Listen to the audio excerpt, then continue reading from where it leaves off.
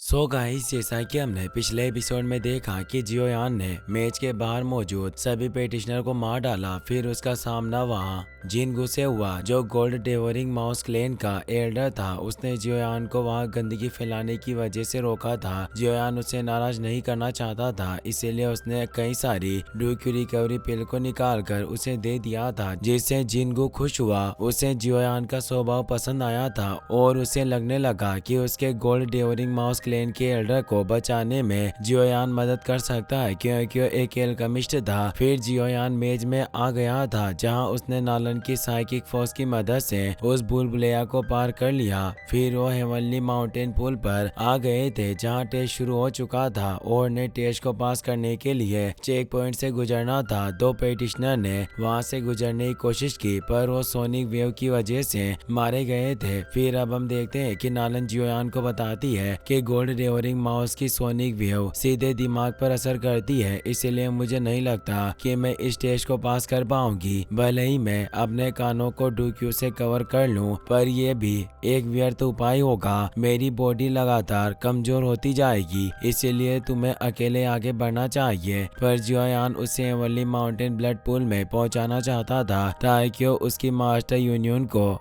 इसे एक गिफ्ट के तौर पर दे सके। वो उसे कहता है कि जब तक तुम इस टेस्ट को पास करने की कोशिश नहीं करोगी, तुम्हें कैसे पता चलेगा कि तुम इसे पास कर सकती हो या फिर नहीं। नालन ये सुनकर थोड़ी इमोशनल हो जाती है। एक पेटिशनर सोचता है कि हमें नीचे चलकर जाने की कोई जरूरत नहीं है, इसीलिए मैं अपने दिमाग से काम लूंगा। वो आगे आता है और कहता है कि मैं आगे जाना चाहता हूँ। लीडर जिनशी उसे आगे जाने की परमिशन दे देते हैं, तो पेटिशनर अपने डूक्यू विंग्स को एक्टिवेट कर लेता है और उड़कर उस टेस्ट को पास करने लगता है, जिससे वो सोनिक वेव्स वाले स्टैचू नीचे रह जाते हैं। सभी पेटिशनर को लग रहा था कि वो टेस्ट को पास कर लेगा और इस टेस्ट को पास करने का ये सबसे आसान तरीका है। हमने पहले क्यों नहीं सोचा। पर तभी एक फ्लोटिंग स्टोन से माउस स्टैचू बाहर निकल आता है, जिसमें से तेज सोनिक वेव्स निकलती है, जिसका वो पेटिशनर सामना नहीं कर पाता और नीचे गिरकर मारा जाता है। ये देखकर वहां मौजूद पेटिशनर परेशान होते हैं। उन्हें लग रहा था कि वो इस टेस्ट को पास नहीं कर पाएंगे। अब फेंकिंगर आगे आती है और वो जिनशी को रेस्पेक्ट देकर कहती है कि मैं विंड लाइटनिंग पवेलियन की फेंकिंगर हूँ। मेरे मास्टर ने मुझे उनकी तरफ से आपको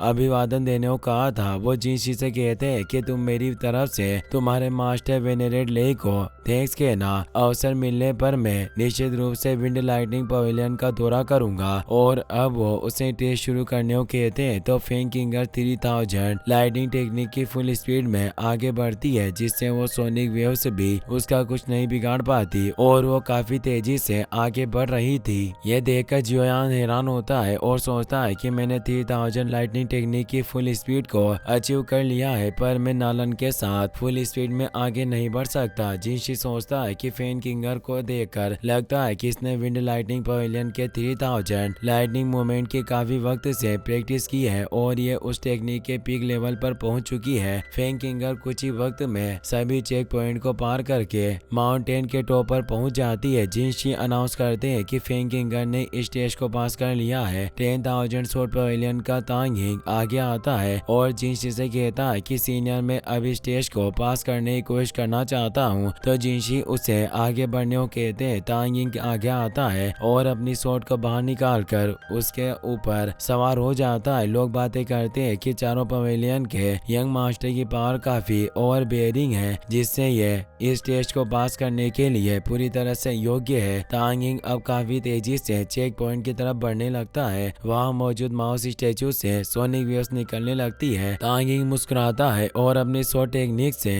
कई सारी शॉट को आगे भेज देता है, जो उसके लिए उन सोनिक वेव्स को रोककर रास्ता बना देती है, जिससे वो काफी आसानी से माउंटेन के टॉप पर पहुंच जाता है। जिनसे कहते हैं कि तानिंग भी सफलतापूर्वक इस स्टेज को पास कर चुका है, अब कोई दूसरा आगे आ सकता है। जियोयान नालन से कहता है कि अब हमें भी आगे बढ़ना चाहिए और आगे आने लगता है, पर तभी वांग चेन आगे आकर उनका रास्ता रोक देता है और जिनशी से कहता है कि मैं हडेस पवेलियन का यंग मास्टर इस स्टेज को पास करने की कोशिश कोशिश करना चाहता हूँ और वो अब अपनी डार्क पावर से खुद को डार्क एनर्जी में बदल लेता है और काफी तेजी से आगे बढ़ने लगता है। वांग चेन पर उन सोनिक वेव से अटैक करता है पर उस पर कोई असर नहीं होता और वो उन सोनिक वेव से टकराते हुए काफी तेजी से माउंटेन के टॉप पर टानिंग और फेंकिंगर के पास पहुंच जाता है। नीचे मौजूद प्रैक्टिशनर बातें करते हैं कि डार्क डूक्यू वास्तव में काफी स्ट्रेंज होती है। यह हडेस पवेलियन सेंटर प्लेन्स के 4 पावरफुल पवेलियंस में से एक है। वास्तव में इसकी ताकत अपनी पोजीशन के अनुरूप है। जिनशी भी सोचते हैं कि वांग चेन की ताकत नॉर्मल पीक फाइट एम्परर से कहीं ज्यादा स्ट्रॉन्ग है और अब वो सभी को बताते हैं कि वांग चेन भी इस टेस्ट में पास हुआ। अब और कौन आगे आकर कोशिश करना चाहेगा। मो किंगलोंग आगे आती है जो फाइलिंग स्टार पवेलियन से थी। वो आदर पूर्वक जिनशी से कहती है कि अगर आपकी इजाजत हो तो मैं अब आगे बढ़कर चार्ज करना चाहती हूँ। जिनशी कहते हैं कि मो किंग लुआन, तुम यंग जनरेशन के बीच एक जीनियस की तरह हो। वास्तव में तुम्हारी फैमिली ने काफी सही निर्णय लिया जो उन्होंने तुम्हें इस एवनली माउंटेन ब्लड पूल के लिए यहाँ भेजा और तुम वेनेरेट फेंग की डिसेबल हो। जियोयान वेनेरेट फेंग का नाम सुनकर चौंक जाता है क्योंकि वेनेरेट फेंग दरअसल फेंग जिया था जिसका जिक्र एक बार याओ लाओ ने किया था जो जियोयान के मास्टर याओ लाओ के काफी अच्छे दोस्त थे। जियोयान सोचता है कि मैंने उम्मीद नहीं की थी कि ये किंग लुआंग वेनेरेट फेंग की डिसेबल होगी। काफी लंबे समय बाद मुझे वेनेरेट फेंग की कोई खबर मिली। अगर मैं वेनेरेट फेंग से मिल पाऊं तो मेरे लिए मास्टर याओ लाओ को बचाना आसान होगा। किंग लुआन भी तेजी से आगे बढ़ते हुए एक चेक पॉइंट पर जंप करती है। उस पर कई सारी सोनिक वेव से अटैक होने लगता है पर वो अपनी फ्लूट को बाहर निकाल लेती है और उसे बजाने लगती है। उसकी साउंड वेव्स की वजह से वो सोनिक वेव्स उसका कुछ नहीं बिगाड़ पाती। वो आसानी से आगे बढ़ रही थी। यह देखकर सभी पेटिशनर हैरान थे। किंग लुआन आसानी से अब माउंटेन के पीक पर पहुंच जाती है। जिनशी कहते हैं कि मैं भूल गया था कि सोनिक वेव्स किंग लुआन प्रजाति पर कोई इफेक्ट नहीं डाल सकती और अब वो अगले पेटिशनर को आगे आने को कहते हैं। अब समय भी खत्म होता जा रहा था और इंसेंस स्टिक के बुझने में भी कुछ ही मिनट बाकी रह गए थे। फेंग किंगर कहती है कि समय लगभग खत्म हो चुका है। ये जियोयान वास्तव में काफी धैर्यवान है। तो वांग चेन मुस्कुराते हुए कहता है कि मुझे तो लगता है कि ये जियोयान धैर्यवान नहीं बल्कि डरपोक है और शायद उसके पास इस सोनिक वेव्स का सामना करने की कोई योग्यता नहीं है जिस वजह से वो आगे नहीं आ रहा। सभी पेटिशनर काफी परेशान थे क्योंकि उन्हें डर लग रहा था कि अगर वो उन सोनिक वेव्स का सामना नहीं कर पाए तो वो मारे जाएंगे। जियोयान अब नालन के साथ आगे आता है और वो दोनों जिनशी को रेस्पेक्ट देकर अपना नाम बताते हैं। वहाँ खड़े हुए पेटिशनर जब जियोयान का नाम सुनते हैं तो हैरान रह जाते हैं और बोलते हैं कि ये तो वही लड़का है जिसको विंड लाइटनिंग पवेलियन ने वांटेड घोषित कर रखा है। जिनशी भी कहते हैं कि मैंने उम्मीद नहीं की थी कि जियोयान तुम भी यहाँ इस हेवनली माउंटेन ब्लड पूल की फाइट में हिस्सा लेने चले आओगे। तुम्हें विंड लाइटनिंग नॉर्थ पवेलियन का लीडर फेथ यान भी पकड़ नहीं पाया था। वास्तव में तुम्हारी पावर काफी ओवरबेयरिंग होगी। जियोयान कहता है कि मुझे भी उम्मीद नहीं थी कि इस मामले की जानकारी सीनियर के कानों तक भी पहुंच जाएगी। तो वो कहते हैं कि क्या तुम श्योर हो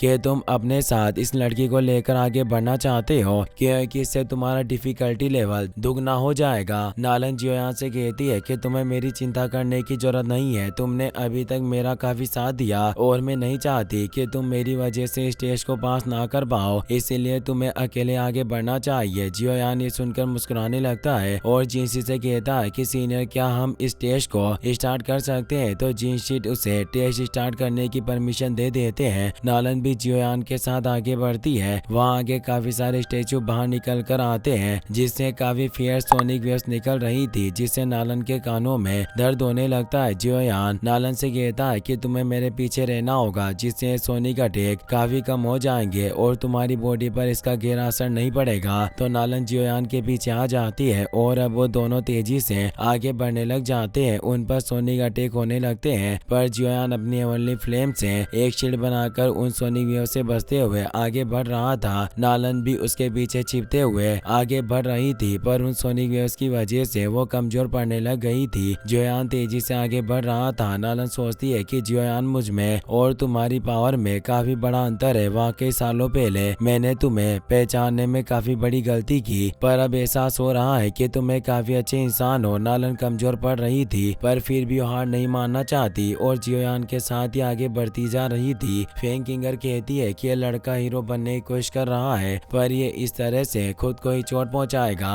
और मुझे नहीं लगता कि ये स्टेज को पास कर सकता है। मुझे ऐसे लोगों से काफी नफरत है जो हीरो बनने की कोशिश करते हैं। तांगिंग कहता है कि तुम्हें जल्दबाजी में निष्कर्ष नहीं निकालना चाहिए। जियोयान कमजोर नहीं है, मुझे डर है कि उसने अभी तक अपनी रियल एबिलिटीज को लोगों के सामने शो नहीं किया है। वांग चेन कहता है कि मुझे लग रहा है कि तुम इस लड़के को काफी ज्यादा महत्व देते हो पर तुम्हें जल्दी पता चल जाएगा कि यह लड़का आने वाला है। किंग लुआन ये सुनकर कहती है कि क्या ये लड़का जियोयान है? मैंने इसके बारे में काफी कुछ सुना है, ये काफी यंग लगता है पर फिर भी यह विंड लाइटनिंग पवेलियन के एल्डर फेथ यान के हाथों से बचकर भाग निकला था। जरूर इसके पास कुछ वास्तविक एबिलिटीज होगी। फेंग किंगर को यह सुनकर गुस्सा आ जाता है। वहीं जियोयान और नालन दूसरे चेक पॉइंट पर पहुंच गए थे पर जैसे जैसे आगे बढ़ते जा रहे थे वो सोनिक वेव्स और भी ज्यादा तेज होती जा रही थी जिससे नालन काफी कमजोर फील कर रही थी पर वो हिम्मत न हारते हुए आगे बढ़ रहे थे। पर तभी एक सोनिक वेव्स नालन पर जोरदार अटैक करती है जिससे वो नीचे गिरने लगती है। जियोयान ने देखकर अपनी 3000 लाइटनिंग मूवमेंट को एक्टिवेट कर लेता है और तेजी से मूव होकर नालन को बचाकर तीसरे चेक पॉइंट पर ले आता है। इसी के साथ ये एपिसोड यहीं पर खत्म हो जाता है। गाइस अगर आपको वीडियो पसंद आया हो तो इस वीडियो को लाइक करने के साथ साथ चैनल को सब्सक्राइब जरूर कर लेना। मिलते हैं नेक्स्ट वीडियो में।